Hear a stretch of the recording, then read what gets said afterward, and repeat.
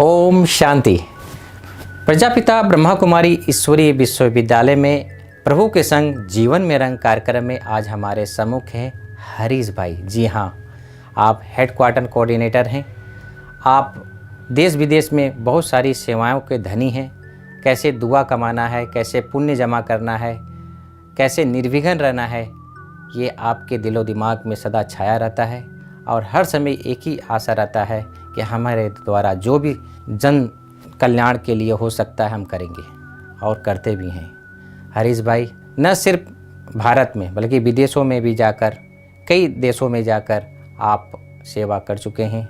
आप गुजरात क्षेत्र के सोमनाथ स्थान से आज से 40 साल पहले ज्ञान में आए और पिछले 30 सालों से मधुबन महायज्ञ में समर्पित हैं। ऐसे दुआ के धनी पुण्य आत्मा आज हमारे सम्मुख है। हम आपको मुलाकात कराते हैं हरीश भाई जी से। हरीश भाई ओम शांति। ओम शांति। हरीश भाई, आपका जन्म कहाँ हुआ था? मेरा लौकिक जन्म जो है वो गुजरात में वेरावल सोमनाथ जो वर्ल्ड फेमस है, जी जी जी, उनके बाजू में एक तलाला गांव है जी जी, जो 25 किलोमीटर दूर पड़ता है। तो तलाला गांव में मेरा लौकिक जन्म हुआ था। अच्छा, पढ़ाई भी वहाँ हुई और कुछ पढ़ाई हमारी अमरेली जो गुजरात में ही पड़ता है, जी जी जी, वहाँ हुआ। बचपन में भगवान के प्रति क्या आस्था थी? ये ज्ञान नहीं मिला था जब 1981 के पहले। जी जी, तब मेरे माता पिता भी बहुत भक्ति वाले थे।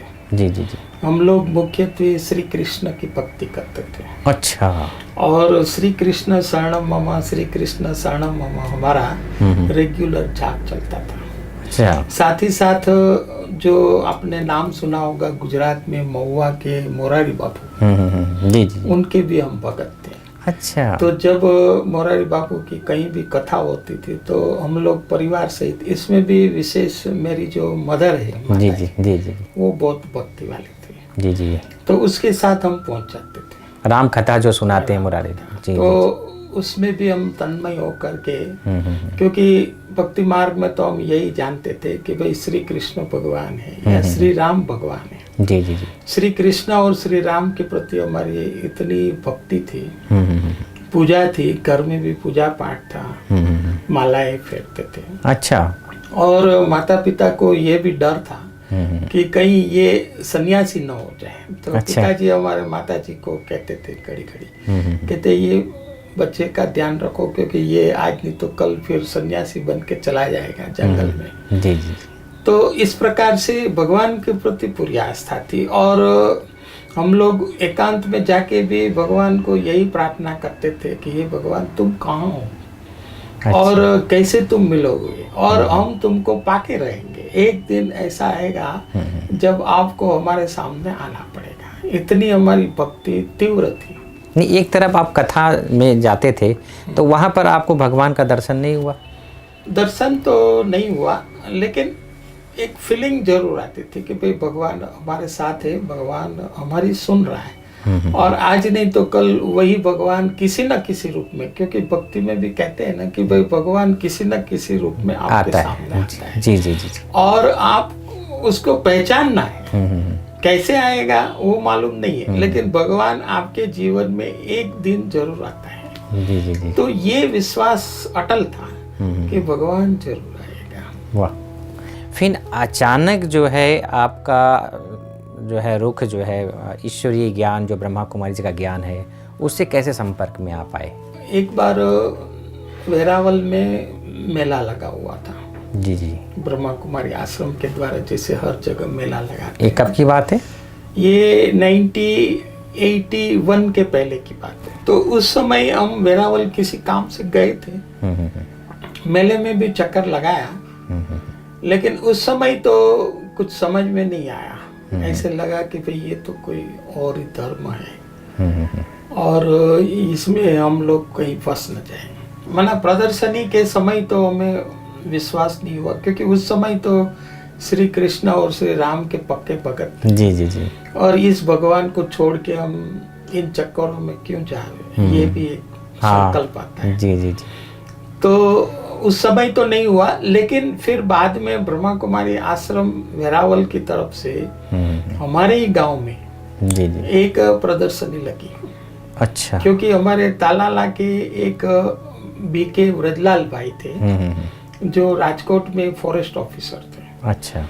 तो वो ज्ञान में चलते थे उनके परिवार के साथ। तो उन्होंने अपने गांव का कल्याण करने के लिए हमारे गांव में प्रदर्शनी लगवाई।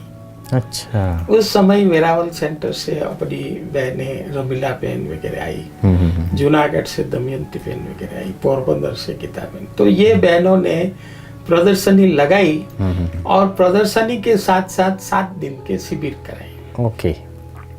तो वो शिविर जब सुनी हमने, रेगुलर जाते थे, दौड़ दौड़ के जाते थे कि भाई कुछ नया है, कुछ अच्छा है। तो वो जब शिविर किया 3 दिन की, उसके बाद और 4 दिन की, तो 7 दिन की शिविर पूरी हुई तब हमारा दिमाग खुला।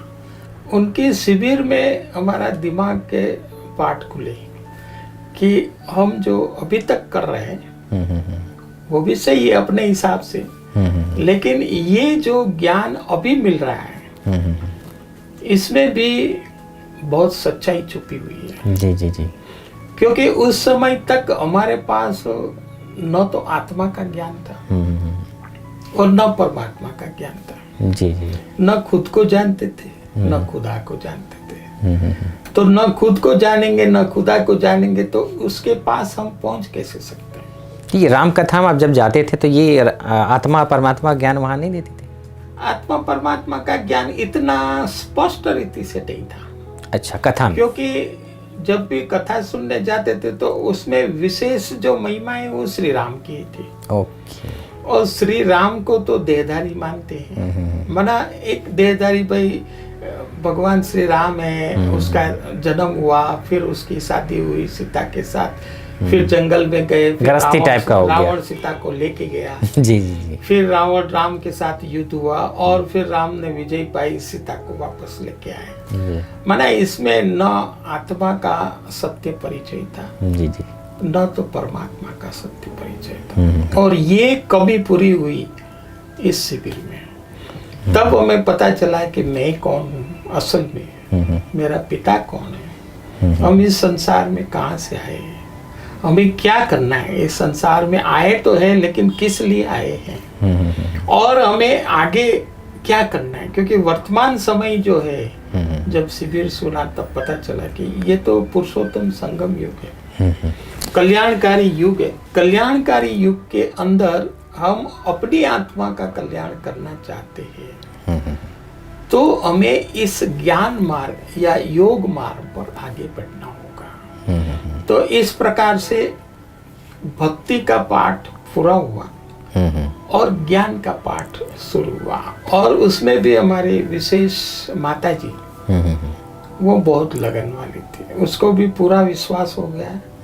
प्लस हमारी सिस्टर है जो मेरे से भी 2 साल बड़ी है, जिसका नाम मधुबेन है, गुजरात में एक सेंटर संभालती है। वो भी पिछले 40 साल से ही ज्ञान में है जी जी। और लगभग 38 ईयर्स से सेंटर संभालती हैं, जो बाटवा सेंटर की इंचार्ज है।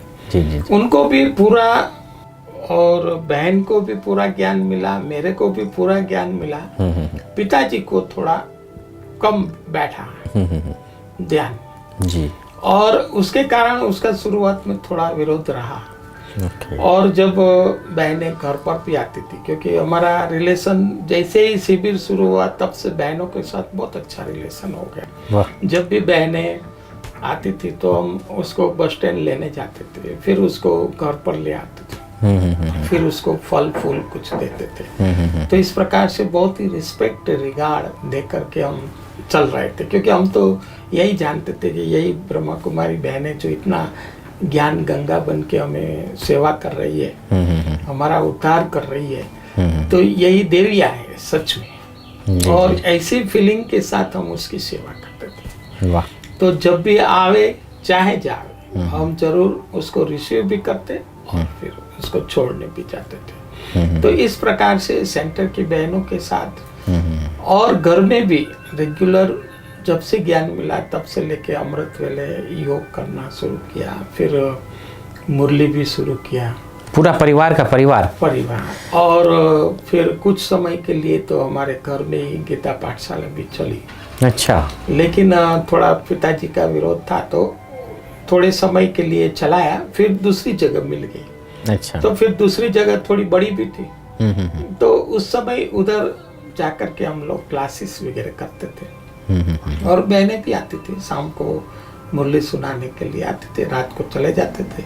उस समय क्या एज होगी आपकी? 18 साल की उम्र। तो 18 साल की उम्र में आप, जैसे आज की चकाचौंध दुनिया है और अचानक आप स्पिरिचुअलिटी में मुड़ गए, तो आपने ये सोचा नहीं कि दुनिया देख लें, जैसे कहते हैं भक्ति मार्ग में भाई ये 60 साल के बाद ये सब आप करें, तो आपके मन में ये विचार नहीं आया कि हम जो है थोड़ा से दुनिया देखकर फिर हम आश्रम में जाए? नहीं, चकाचौंध मेरा ऐसा नहीं था, क्योंकि मेरा पहले से ही माइंड बना हुआ था कि मुझे सन्यासी बनना है। अच्छा, बचपन से ही? माना पहले से ही। ओके। आज नहीं तो कल कहीं जाना ही है, क्योंकि उस समय संत ज्ञानेश्वर करके एक महान संत थे, उसका भी पुस्तक में पढ़ता था। अच्छा। रामायण महाभारत भी पढ़ते थे। जी जी जी। तो वो संत ज्ञानेश्वर की पुस्तक से हमें बहुत अच्छी प्रेरणा मिली थी कि भाई अगर जीवन को सार्थक करना है तो फिर घर गृहस्थ के चक्कर में नहीं पड़ना चाहिए। अपनी लाइफ को जितना आप सेफ रखेंगे उतना अच्छा है। तब तक बाबा ने अपना बनाया, तो पहले से ही लाइफ सेफ थी। और भक्ति मार्ग में भी घर में हम लोग लहसुन प्याज कुछ भी नहीं, क्योंकि हम लोग भी पक्के वैष्णव थे। मैंने ज्ञान से पहले भी आप लहसुन प्याज नहीं खाते थे? कुछ भी नहीं। अच्छा। न बीड़ी, न सिगरेट, न तम्बाकू, न किसी भी प्रकार का व्यसन नहीं, इवन लहसुन प्याज भी नहीं। अच्छा। जो घर में बना हुआ, माता जी के हाथ से बना हुआ, वो भक्ति मार्ग में भी भगवान को भोग धरा के ही खिलाते। अच्छा। माना ऐसा ही संस्कार जी जी जी। पहले से ही माता पिता की तरफ से मिला। वाह, बहुत सुंदर। हरीश भाई, आप जब वहाँ पर आप अपने घर में गीता पाठशाला कहीं जाते थे, तो उस समय आपके मन में क्या, कभी ऐसा सोचा था कि हम एक बार बाबा के घर में जाके समर्पित हो जाएंगे? उस समय ऐसा कोई विजन आपका था? क्योंकि मैं आपको बताऊं, जब पहली बार मैं सेंटर पर गया वेरावल, तब हमारा नज़दीक का सेंटर था वेरावल। जी जी। और जिनके द्वारा ही हमें जन्म हुआ। जी जी। तो पहली बार जब मैं गया तो वहाँ मैंने देखा कि बहनें सेंटर में रहती हैं। तो पहले से ही मेरे तो संकल्प में था कि मुझे समर्पित होना, माना कहीं ना कहीं तो जाना है। जी जी जी। तो मैंने बहन जी को पूछा था उस समय फर्स्ट टाइम, जी जी, कि बहन जी, बहनों को तो आप सेंटर में रखते हो, भाइयों को कहाँ रखते? जी जी। तो उन्होंने उसी समय बोला था कि हरीश भाई, अपना माउंट आबू हेडक्वार्टर, अच्छा, और वहाँ भाई लोगों की जरूरत होती है। ओके। कभी आप माउंट आबू जाओ और देखो, आपको अगर अनुकूल होता है तो आप जा सकते हैं। ओके। इस प्रकार से तो संकल्प पहले से था, और बाबा ने वो संकल्प पूरा भी किया।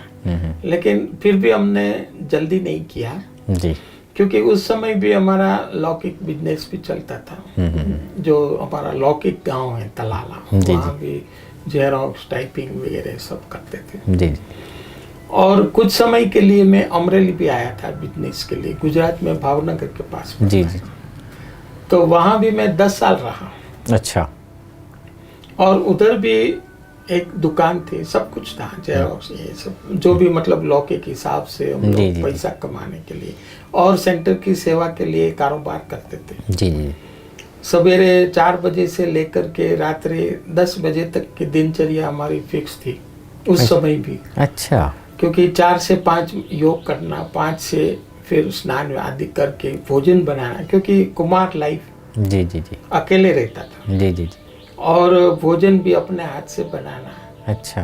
फिर 6:30 टिफिन तैयार करके, टिफिन हाथ में लेके सेंटर पर जाना।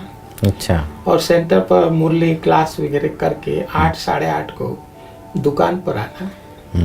फिर दुकान में भी पूरा दिन, सवेरे 8:30 से लेके रात को 8 बजे तक दुकान में रहना। दोपहर में वहीं भोजन कर लेते थे। अच्छा।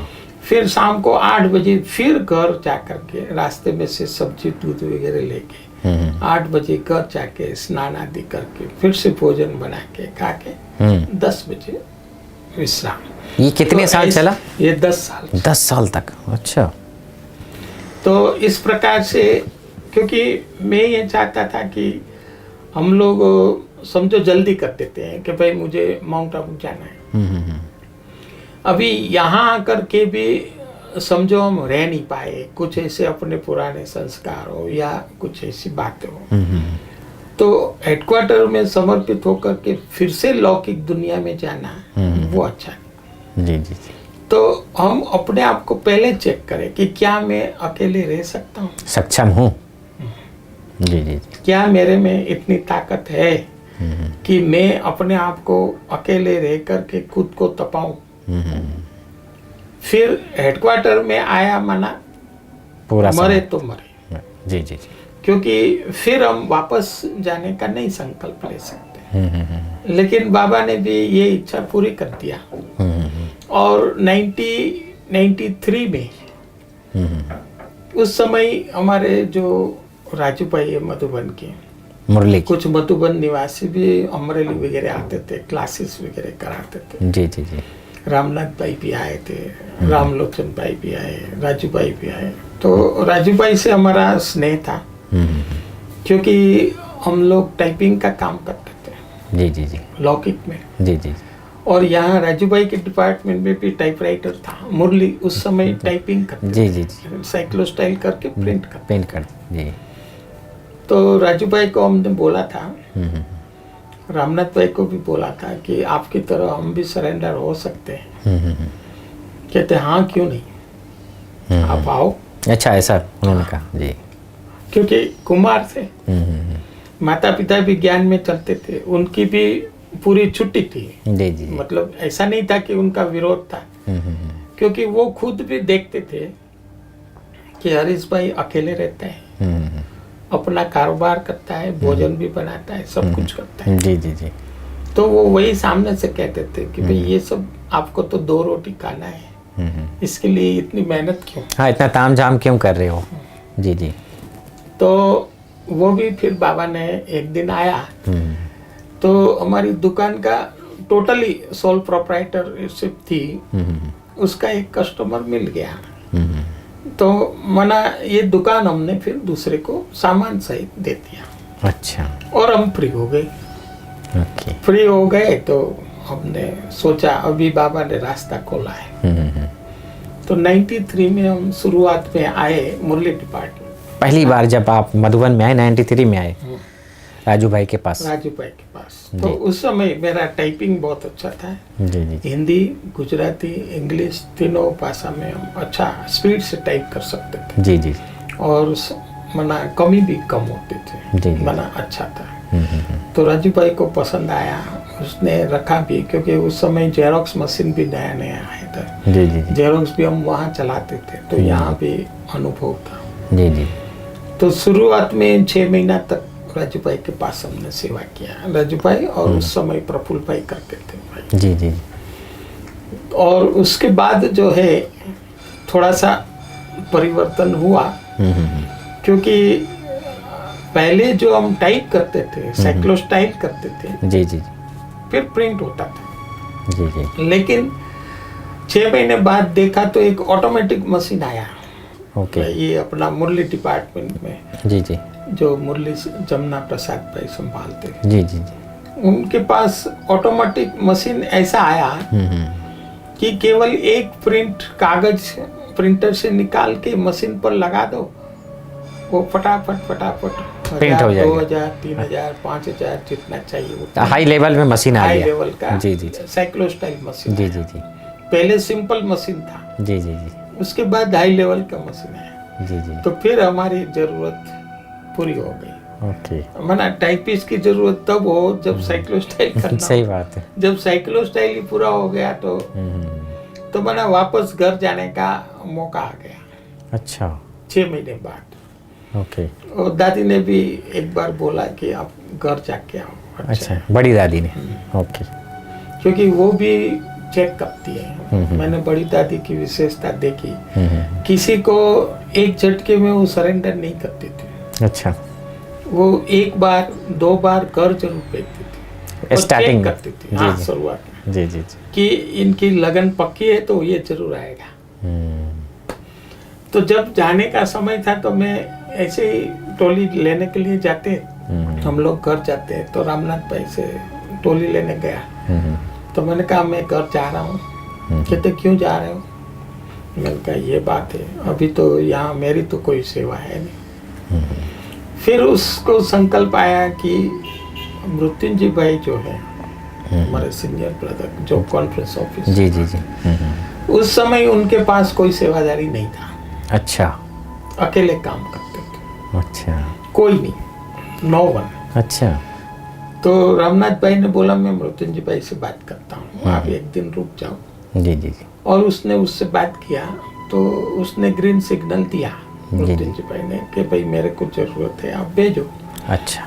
तो मैं उससे मिलने गया, तो उसने पूछा क्या क्या आता है। वो पहले से भी जानते थे, क्योंकि उसी समय वहाँ भी शुरुआत मेरी कॉन्फ्रेंस ऑफिस से ही हुई। अच्छा। जो ओम शांति भवन के जी नीचे जी ऑफिस, जी जी जी। तो पहले से भी जानते थे। और फिर रामनाथ भाई ने भी बोला कि ये भाई अच्छा है और आपको मदद कर सकता है। अच्छा। तो उसने कहा ठीक है, आप भले घर जाओ लेकिन वापस आ जाना। मृत्युंजय भाई ने कहा ये? हाँ। ओके। फिर 15 दिन घर वापस आया। उसके बाद मृत्युंजय भाई के पास फिर से चला गया। ओके। और तब से लेकर के फिर कॉन्फ्रेंस ऑफिस में, और साथ ही साथ हमारे मृत्युंजय भाई एजुकेशन विंग में भी चेयरपर्सन भी है। जी जी जी। तो एजुकेशन विंग का कारोबार भी अकेले थे। बच्चों का प्रोग्राम हुआ, चाहे एजुकेशन की कॉन्फ्रेंस हुई, तो उस काम में हम लग गए।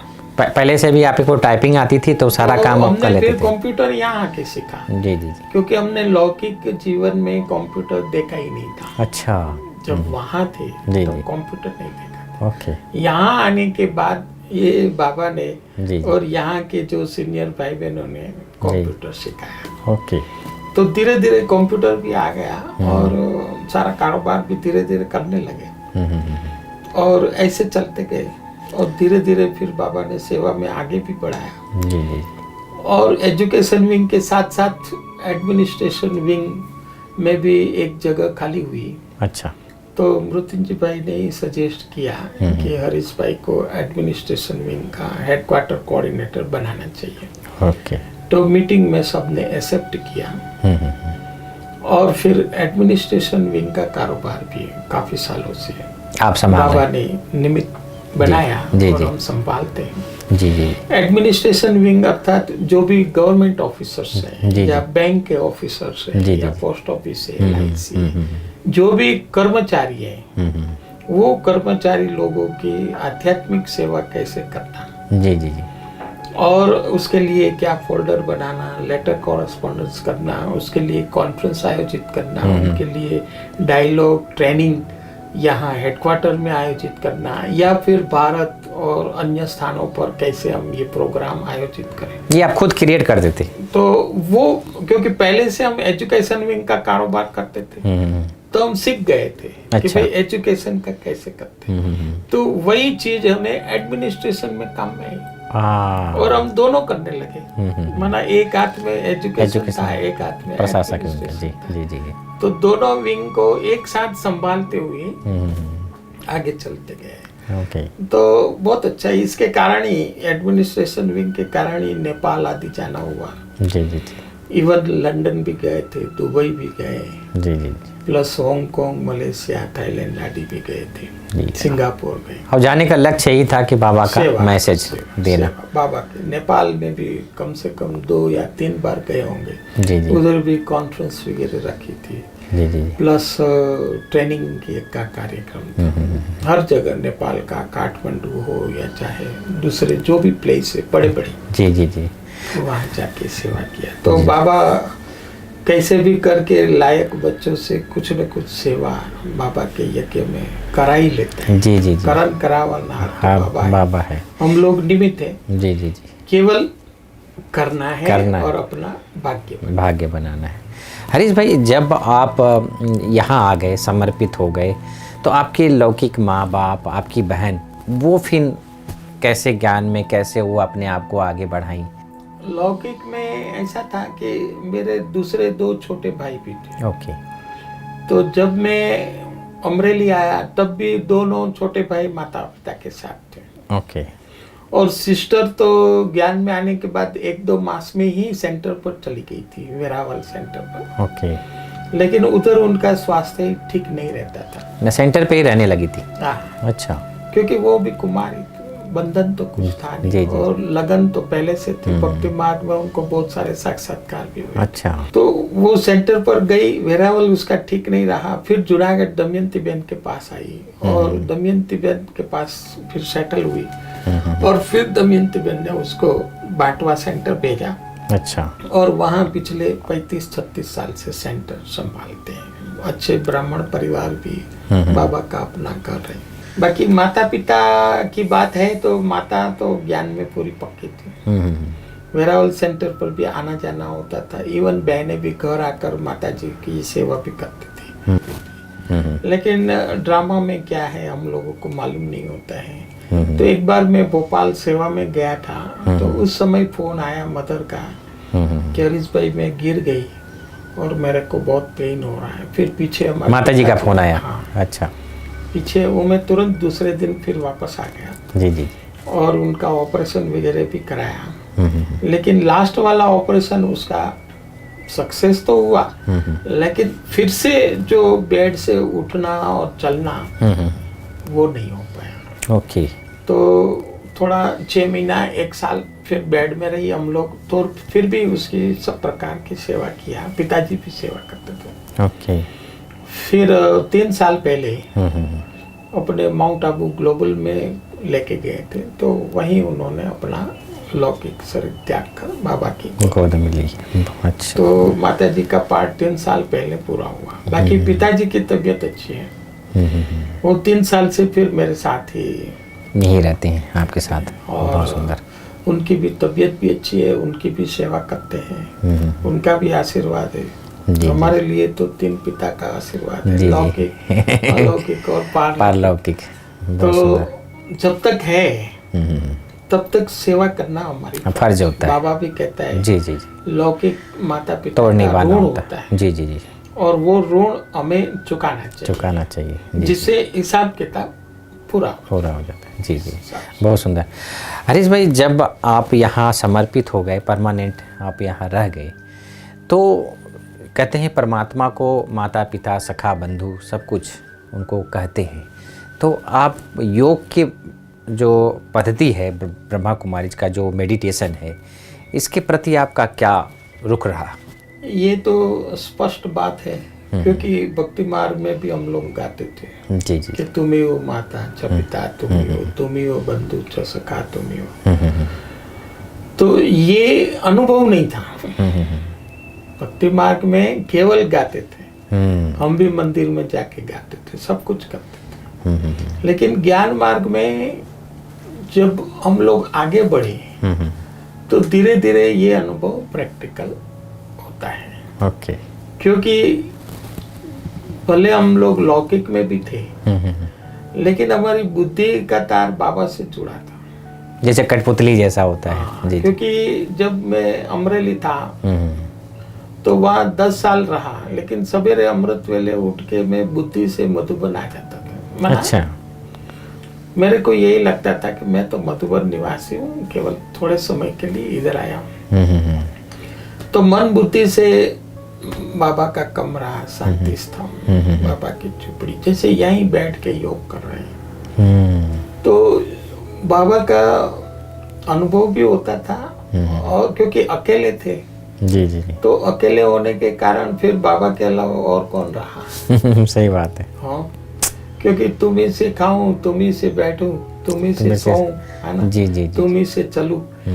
तो ये अनुभव वहाँ भी रहा। जी जी। और बाबा के घर में आने के बाद भी यहाँ अगर हम प्रॉपर जो बाबा ने श्रीमत दिया है, मर्यादा दिया है, उस अनुसार अगर हम चलते हैं जी जी, तो हमें वो अनुभव समय प्रति समय तो क्या, लेकिन रोज होता है जी। और बाबा देखता है, जानता है कि जो बच्चा दिल से सेवा करता है, दिल से मुझे याद करता है, तो बाबा भी हमारी मदद अवश्य करता है।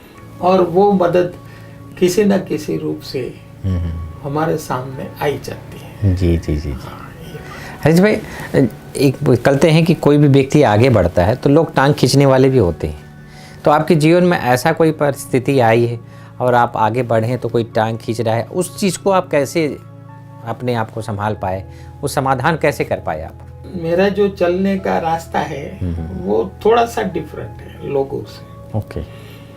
क्योंकि मैं ये समझता हूँ कि भाई हम अपनी कार को चला रहे हैं। जी जी जी ठीक है, कारें तो बहुत है, जी। कोई आगे जा रही, कोई इधर जा रही, जी जी लेकिन मुझे अपने रास्ते को छोड़ना नहीं है। जी जी तो मेरे को जो बाबा ने या यज्ञ के निमित्त बड़ों ने जो ड्यूटी दिया है जी जी। वो मुझे करना है। ओके।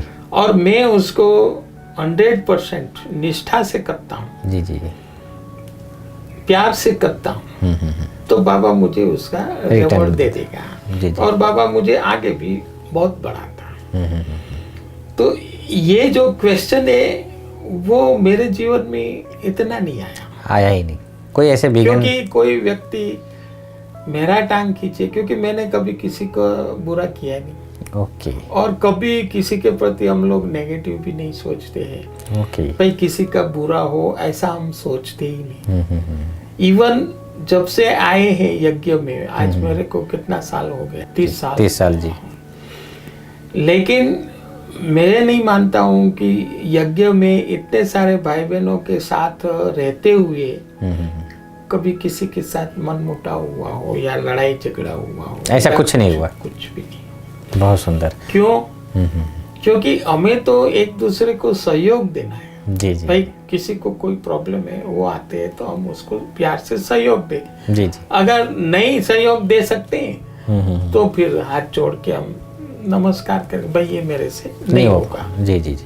बाकी कभी ऐसी न मेरी किसी ने कोई कंप्लेन किया दादियों के पास, न मैंने कभी किसी की कंप्लेन दादी के पास किया। माना हम किसी की कंप्लेन नहीं करेंगे, कोई मेरी कंप्लेन नहीं करेगा। जी जी जी। क्योंकि हम तो कहते हैं भाई कोई भी चीज, कई बार यज्ञ में बहुत कुछ होती है, ऐसे कभी कभी लगता है कि भाई ये ठीक नहीं हो रहा है, ये ठीक हो रहा है। जी जी कभी कभी ऐसी बातें आती है जी कि भाई यहाँ कुछ हो रहा है, यहाँ कुछ हो रहा है।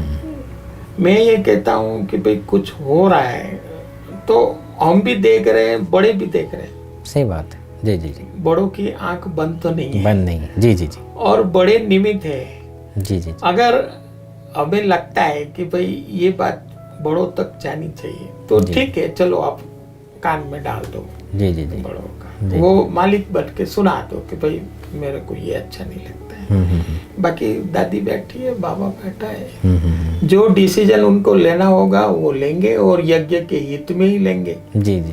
वो यज्ञ का विरोध तो करेंगे नहीं करेंगे, क्योंकि उनको संभालना है। तो उसको क्योंकि उसका यज्ञ है। जी जी जी। रिस्पॉन्सिबिलिटी किसकी है? बाबा की है। बाबा कहते हैं यज्ञ की तो क्या, तुम बच्चों की भी रिस्पॉन्सिबिलिटी। आज ही बाबा ने मुरली में कहा, जी जी जी। तुम बच्चों की रिस्पॉन्सिबिलिटी मेरी है। जी जी जी।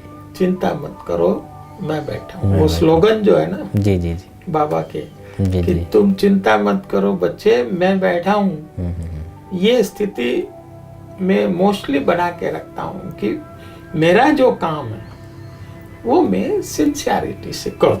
जी तो उससे क्या होगा, बाबा भी खुश, ब्राह्मण परिवार भी खुश, और 99% लोगों की दुआ हमें मिलती है। बहुत सुंदर। आपकी ये बात को सुन के हमें एक दादी जानकी के एक शब्द याद आ रहे हैं कि कोई दादी के पास गया और कंप्लेन लेके कि ऐसा ऐसा है। दादी ने एक ही शब्द कहा कि यज्ञ में बहुत कुछ हो रहा है, 90% काम तो अच्छा हो रहा है, 10% कोई ऊपर नीचे हो रहा है, देखते रहो साक्षी होके, आज नहीं कल उनको मिलना ही है। तो इसलिए आप उसकी चिंता ना करो, 90% को देखो कहाँ कहाँ काम हो रहा है। हम विशेषताओं को ढूंढे, ना कि कमियों को। हरीश भाई, आप अपने जीवन को निर्विघ्न बनाने के लिए, जैसे ज्ञान योग हमारा मार्ग है, भाई किसी ने कुछ बोल दिया और फिर हमारा जो है मन डिस्टर्ब हो जाता है या कुछ, तो अपने आप को निर्विघ्न बनाने के लिए आप अपने जीवन को क्या क्या डिसिप्लिन अप्लाई करते हैं? देखो, मोस्टली तो मैंने देखा कि कोई ऐसी बात हमारे सामने आई नहीं है। अगर बाय चांस कुछ ऐसा हो भी जाता है, जी जी, बाय चांस, हाँ हाँ, किसी के साथ हो जाए तो क्या करें? तो क्या है कि हमें ये देखना है कि ये हमारे लिए एक परीक्षा है। ओके। सामने वाली व्यक्ति आई है कुछ समस्या लेके और मेरे को कुछ सुना रही है। अगर मेरी कोई कमी है, कमजोरी है, तो मेरी फर्ज है कि मुझे मेरी कमी को भरना चाहिए और उसको जीवन से हटाना चाहिए। उनकी गलती नहीं है जी जी, क्योंकि वो देख रहा है जो हम इन आँख से देख सकते हैं, लेकिन हमारे चेहरे पर क्या लगा हुआ है वो हम नहीं देख सकते। वो कौन देखेगा? सामने वाला देखेगा। सामने वाला। जी जी, तो वो हमें कहेगा कि भाई तेरे चेहरे पर यहाँ दाग है। जी जी जी, तो हमें देखना चाहिए भाई मेरे चेहरे पर दाग है, तो इसको खत्म करो। खत्म। उनकी तो शुभ भावना है। जी जी जी, तो इस हिसाब से अगर हम कोई भी चीज पॉजिटिव लेते हैं तो पॉजिटिव लेने से हमें भी फायदा है। बाबा ने पहले ही सिखाया है जी जी जी, कि कोई भी बात पॉजिटिव लेंगे तो आपको भी फायदा है और साथ में सामने वाले को भी फायदा है, क्योंकि झगड़ा आगे बढ़ेगा ही नहीं। सही बात है। जी जी जी, हरीश भाई, आप बचपन से ही आप एक सन्यासी बनना चाहते थे और वर्तमान समय आप अव्यक्त बाप दादा की भी पालना ले रहे हैं, तो हम इस पालना का रिटर्न कैसे दें? बस एक ही शब्द है कि जो बाबा चाहता है वैसा हमारा जीवन हम बना के दिखाएं। बाबा तो हमें चाहता है कि हम देवता समान बने, जी जी जी, फरिश्ता समान बने या बाप समान बने, जी ब्रह्मा बाप। जी जी जी, तो हमारे जीवन में ऐसी कोई बात न हो जिसके कारण बाबा का नाम बदनाम। जी जी जी, कोई भी जी जी, हमारा न मनसा में कुछ हो, न वाचा में कुछ हो, न कर्मणा में कुछ हो, न संबंध में कुछ हो।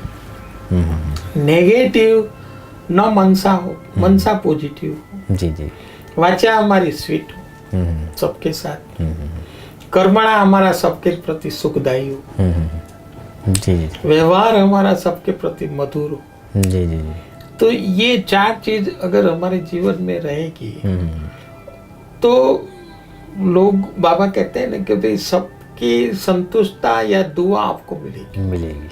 क्योंकि बाबा ने कहा है कि भाई 4 सर्टिफिकेट तुमको ले। ये अपने आप को पुरुषार्थ करना है कि हमारे द्वारा मन से किसी को दुख ना दे, बोल से हम किसी को अपशब्द का प्रयोग ना करें और अपने कर्मों से हम किसी को दुख ना दें। जी, तो इससे हम दुआ भी मिलेगी और फिर हमारा जो जीवन है श्रेष्ठ होता जाएगा।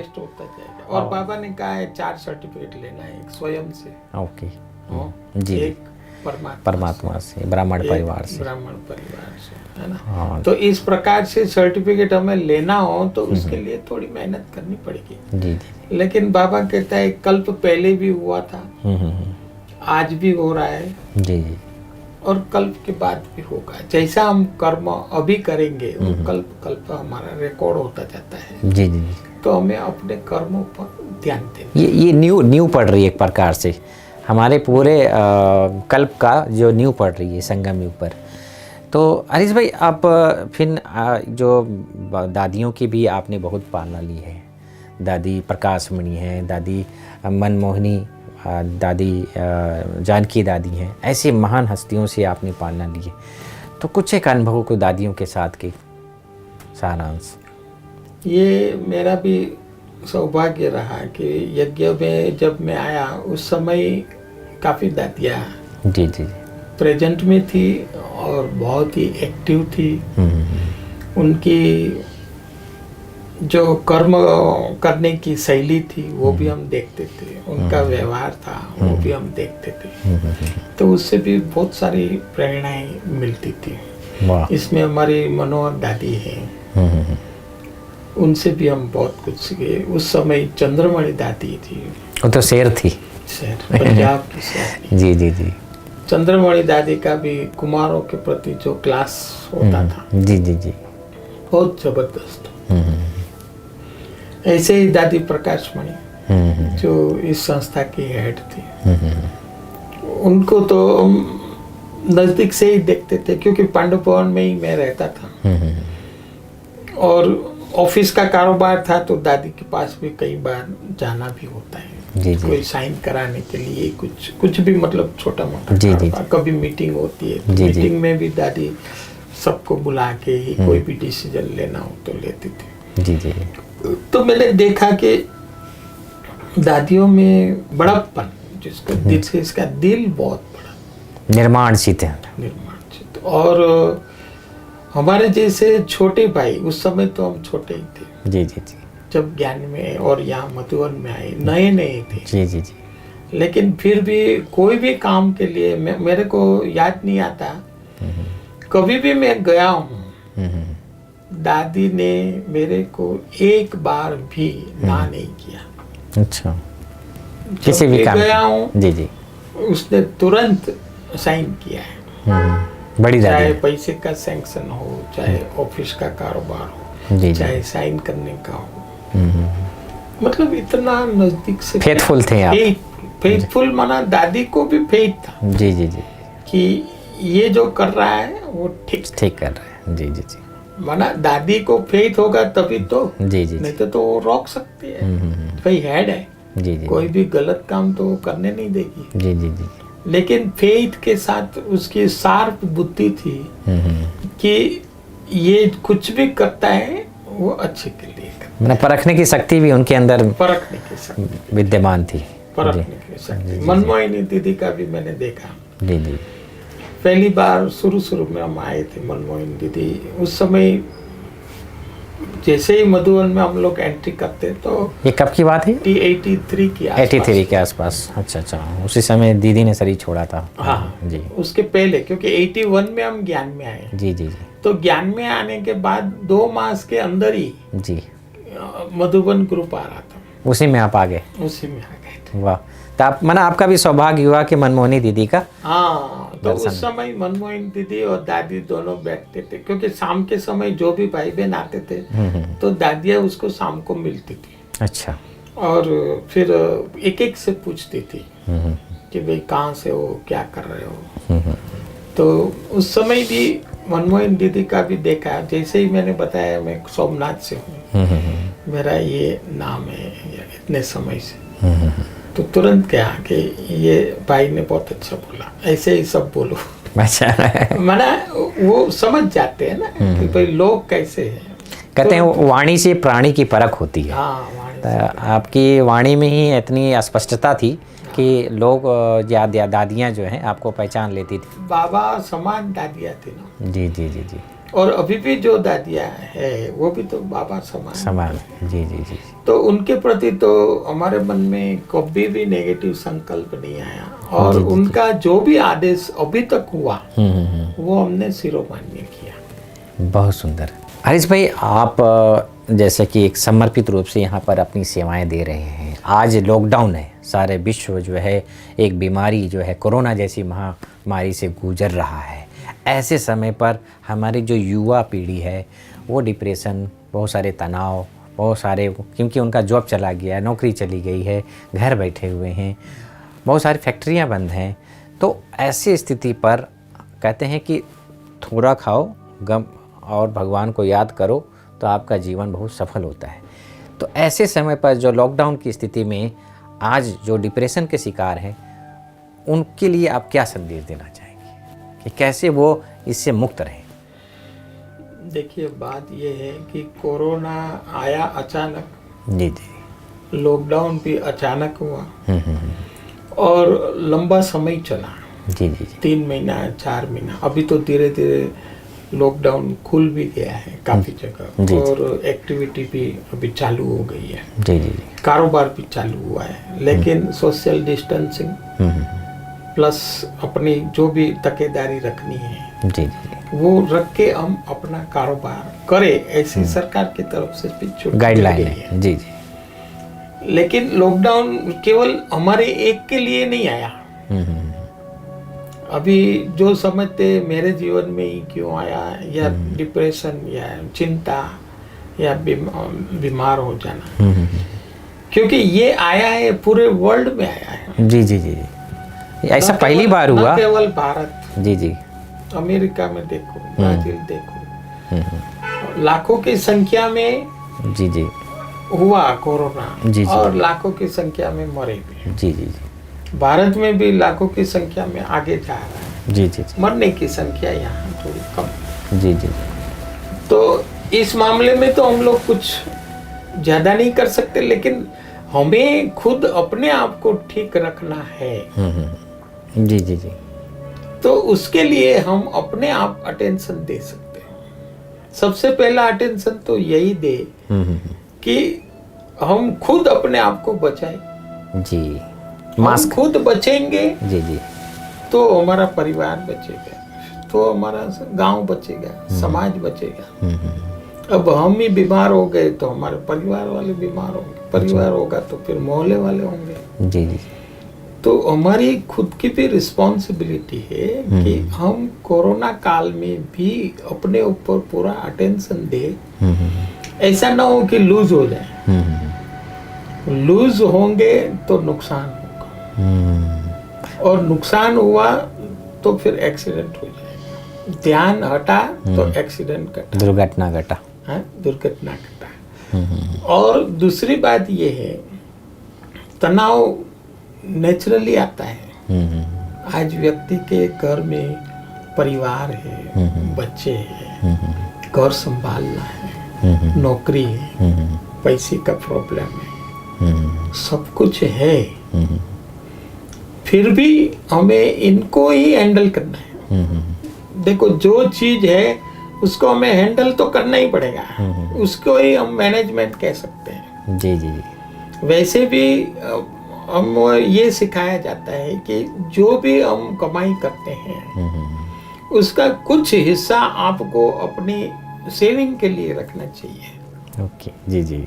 जैसे समझो आप 10 साल से सर्विस कर रहे हैं, सर्विस में आपकी 10,000 की कमाई है, तो 8,000 आप भले घर खर्च में कोई भी खर्च करो, 2,000 आपको बचत करनी है भविष्य के और लिए। वो बचत किस लिए करनी है? जी जी। कि ऐसे आपातकाल में वो पैसा हमें काम में। काम आ जाए। जी जी। अगर हम जितना आया उतना उड़ा दिया, जितना कमाया उतना खर्च कर दिया, और जब ऐसी समय आएगा जब हमारे पॉकेट में 1 रुपया भी नहीं मिलेगा, तो डिप्रेशन होगी। तो फिर नेचुरली डिप्रेशन आएगा ना। जी, क्योंकि जी। हमें पास्ट, प्रेजेंट और फ्यूचर तीनों को देखना है।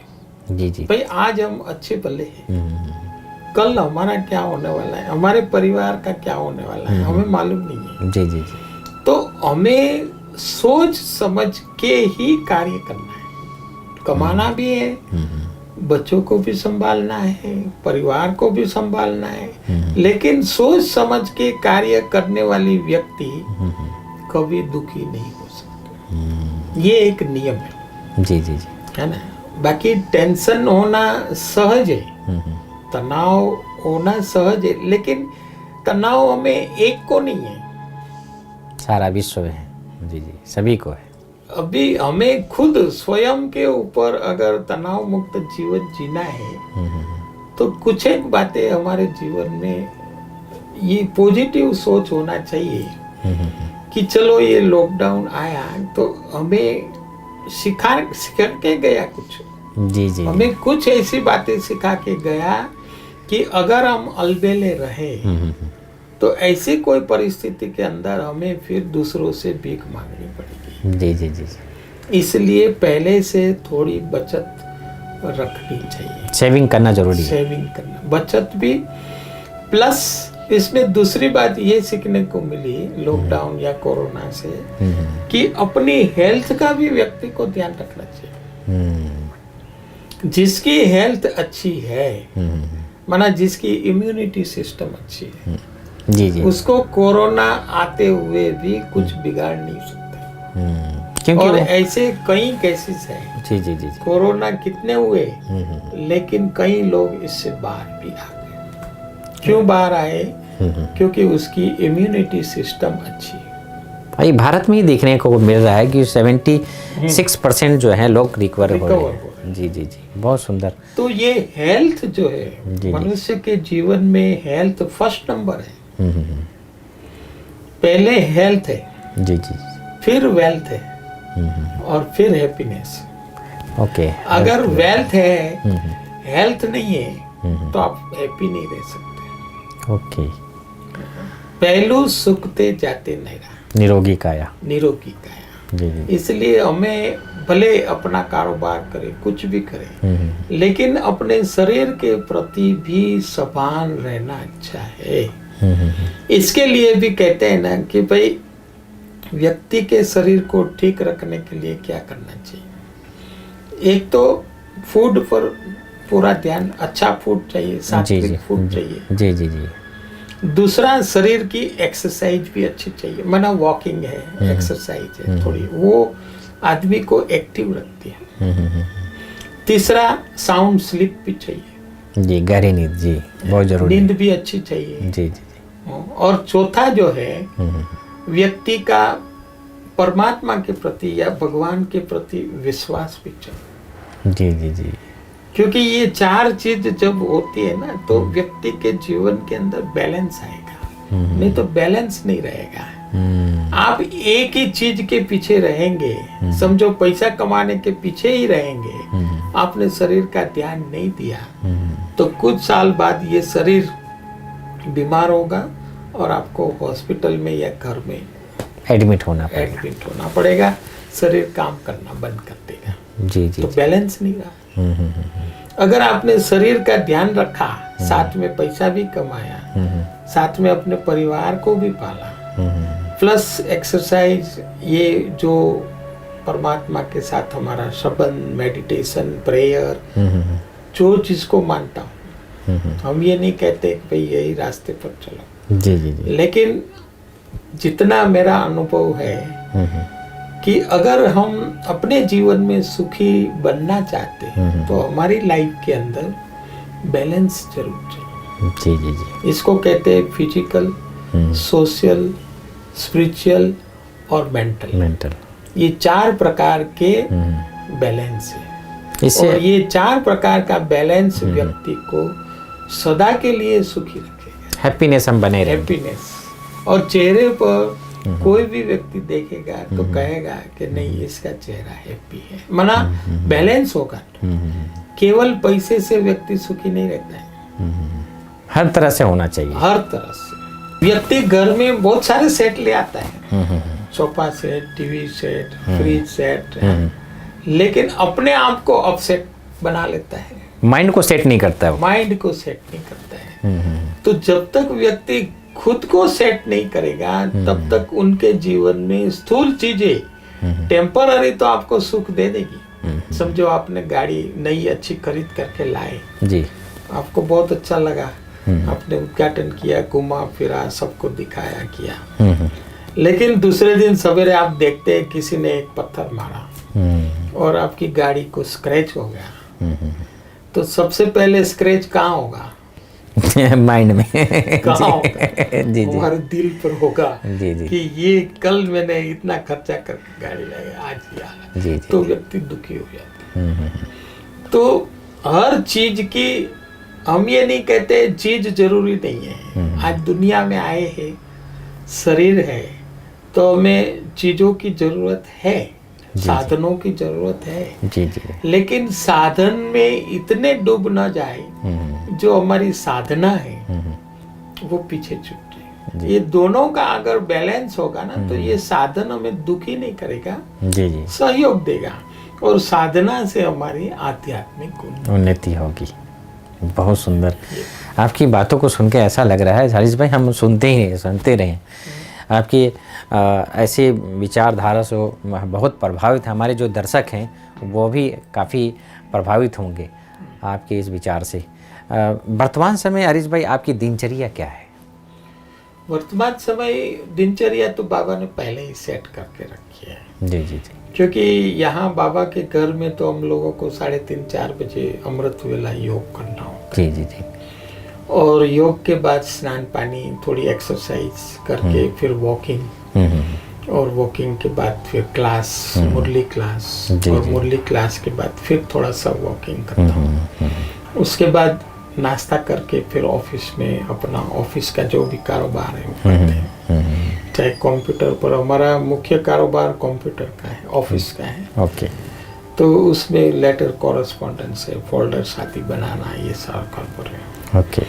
फिर दिन में भी भोजन आदि करके थोड़ा रेस्ट, और उसके बाद शाम को भी थोड़ा वॉकिंग है, मेडिटेशन है, भोजन है, और रात को 10 बजे विश्राम।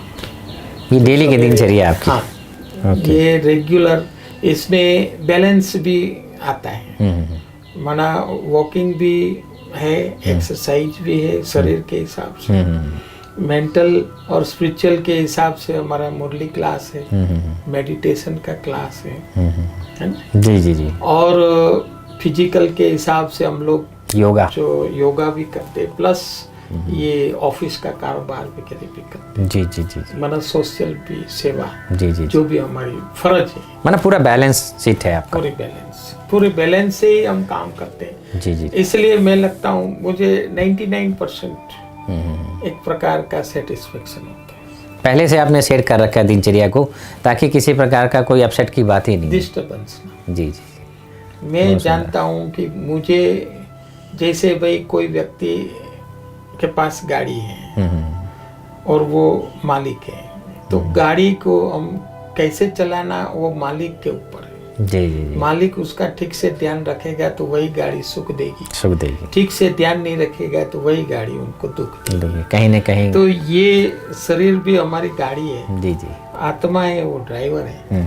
हमें शरीर का भी ध्यान रखना है और हमारी आत्मा का भी कल्याण करना है। जैसे गीता में कहा जी जी कि आत्मा ही आत्मा का मित्र है और आत्मा ही आत्मा का शत्रु है। जी जी। अगर हम अपनी आत्मा का कल्याण नहीं करेंगे तो दूसरा कोई आकर के हमारी आत्मा का कल्याण नहीं कर सकता है। जी जी। वो तो हमारे हाथ में ही है। ये जो हाथ है, इसमें भगवान ने भाग्य बनाने की कलम दे दिया। इसीलिए कहते हैं कर्म ही पूजा है। कर्म ही पूजा है।